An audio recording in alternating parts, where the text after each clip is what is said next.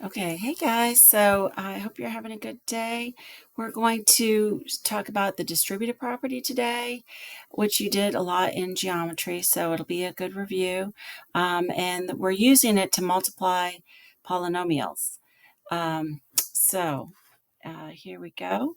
We've got the first example.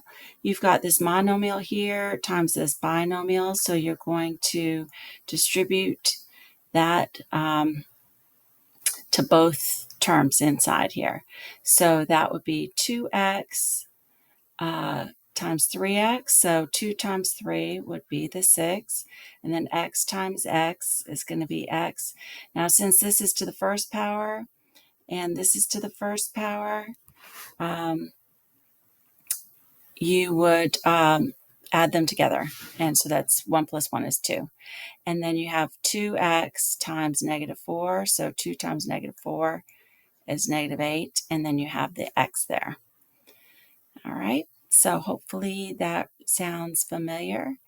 And I'll get this out of the way here. And so now what we're going to do is the second example. We've got a binomial, 2 terms, times a binomial, 2 terms.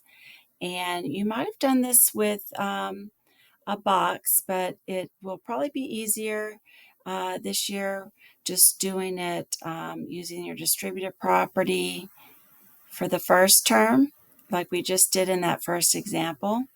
So I'm going to do x times x is x, and then 1 plus 1 is 2, so that gives me x squared. And then x times 5 is going to be 5x. All right, very good. And then now we're going to distribute this guy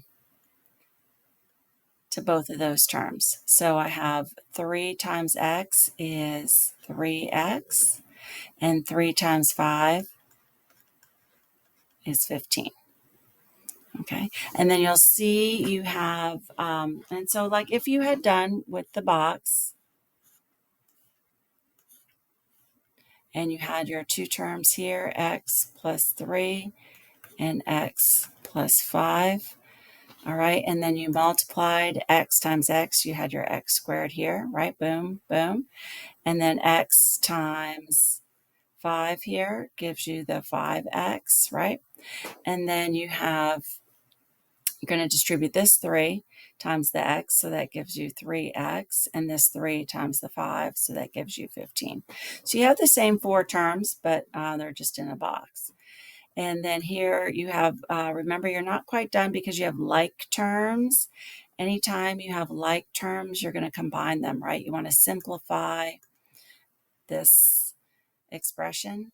So I'll say I've got, just bring down the x squared. And then now I'm going to combine the 5x and the 3x. So that gives me 5 plus 3 is 8.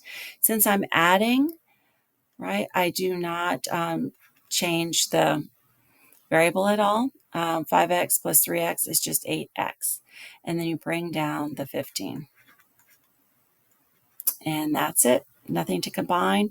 No like terms. So that is your answer.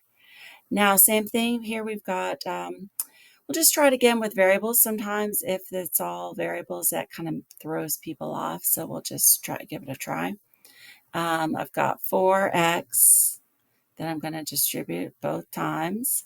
So I've got 4x times x is 4, right? Because this is like 1. So 4 times 1 is 4. X times x is x squared. 4 times negative 6 is negative 24.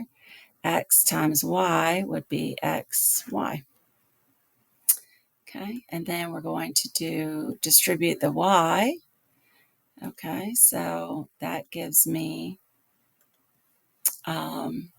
y times x, and so that would, and again, that's a 1, so plus 1 xy. You always put your variables alphabetically, and that way we can see that these are like terms. And then y times y is y squared, and then I have the negative 6, so negative 6 y squared. All right, and so I have my like terms here, right, because it's x y, and this is xy, right? Same variables, same exponent, so they're like terms. You can combine them together. And I'll write this down. I'll just bring down the 4x squared, nothing to combine there, but these are the same terms. So negative 24 plus 1 would be negative 23, and then I just leave the variables just like they are, and then bring down the minus 6y squared because I can't combine it with anything. And that's the answer there. All right, so now I've got this binomial x plus 7, and that is to the second power, that's squared.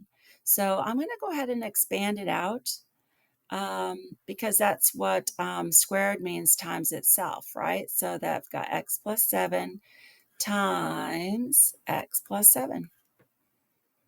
And that way I won't make a mistake. A lot of times people will square the x and square the 7, but they forget about these middle terms. So, because notice I'm going to distribute my x, so that gives me x squared, and distribute it again, so that gives me plus 7x. And then now on the inside, I'm going to distribute the 7. So I've got 7x again, and 7 times 7 is 49. Okay, and then I've got my like terms here, right? The 7x's, same variable, same exponent, so let's combine those. And I'll bring down the x squared, combine these, 7 and 7 is 14. The x's stay just like that because I'm adding, and then bring down the 49, and that will be my final answer. And finally, I can have a monomial here times a trinomial, right? That just means I'm going to distribute, same thing to everybody inside. So, and I've got a fraction, no big deal. 1/2 means I'm dividing by 2. So half of 6 is 3, right? Because that's 1/2 times 6 over 1. 1 times 6 is 6. 2 times 1 is 2. 6 divided by 2 is 3. Okay, or you can even divide it out. You can reduce it first. 2 divided by 2 is 1. 6 divided by 2 is 3. 1 times 3 is 3. 1 times 1 is 1. Okay, so half of 6 is 3. X times x squared is going to be x. And then this is, again, that's to the first power, so 1 plus 2, and then that would be 3 for my exponent. And then I'm going to do half times a positive 4, so half of 4 is 2. And then x times x is x squared. And then I'm going to move over to the third one. Half of negative 10 is negative 5. And then x, so all I have is that one x. And there's no like terms here, right? Because they're all x's, but they have different exponents, so you can't combine anything. And that will be your final answer. Okay, awesome.